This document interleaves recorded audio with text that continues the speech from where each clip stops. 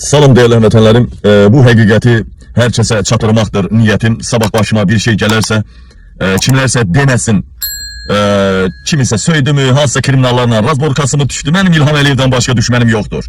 Bu məlumatı da deyirəm ki, hər kəs gerçəkdən xəbər tutsun, gerçəkliklərdən. Necə ki, Vidadi İskəndərini vurdular, vurmamışdan bir neçə gün, hətta bir neçə saat öncə, bir neçə saat öncə killerlərin şəklini çəkmişdi, videosunu çəkmişdi, eləcə də mən çəkmişəm.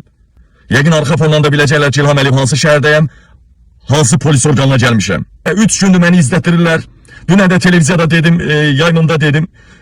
Bugün bardağı daşırdılar nəhayət. Maşının arkasına gizlənən killerlər çıxdı, kıskaca aldıq, nələr elədik, çəkdik. Bütün dəlillər polislədi, maşından əl izləri götürüldü.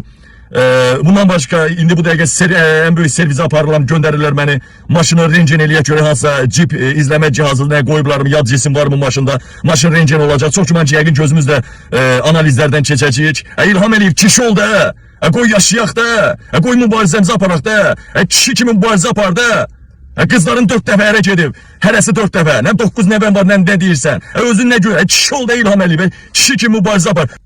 Değerli həmvətənlərim, değerli soydaşlarım, İlham Əliyev 24 madde ilə mənə cinayət qaldırdı, 16 il qiyabi həbs cəzası verdirdi və bu İlham Əliyevin indiyə kimi törətdiyi, Avropada və digər ölkələrdə vurdub öldürtdürdüyü, yaralattırdığı, yəni içimən qarşı, bunlara hüquqi don geyindirmək üçün bunu elədi. İlham Əliyevdən hesab sorurlar. Bəli, Vidadi İskəndərin ölümü sonuncu lap bardağı daşıran oldu Məhəmməd Mirzənin vurulması. Və İlham Əliyev, indi mən bu 24 madde ilə 16 il mənə həbs verildi, Almaniyaya sorğu göndərildi. Mən sizə bir neçə gün öncə dedim, Almaniya komissiya yaratmışdı devlət səviyyəsində və mənim günahkar olmadığımı subut elədilər və göndərdilər Azərbaycana. İndi İlham Əliyev ala bilmədi, üstəlik də hüquqi qaydada güya işimizi görür, amma yenə də vurduracaq, məni və ya digərlərini vurduracaq.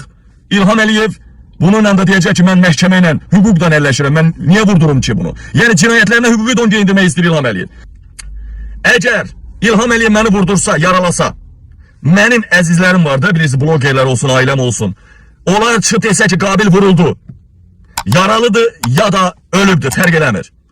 Ayağa qalxmayan, meydana çıxmayan oğlan, qabağına keçəni darmadağın eləyərək İlham Əliyevi devirməyən oğlan, meydanlardan çəkilən oğlan kişi deyil. Çox danışmaq istəmirəm, yayımı bəyənin, paylaşın çünki artıq orqan işçiləri gəldi.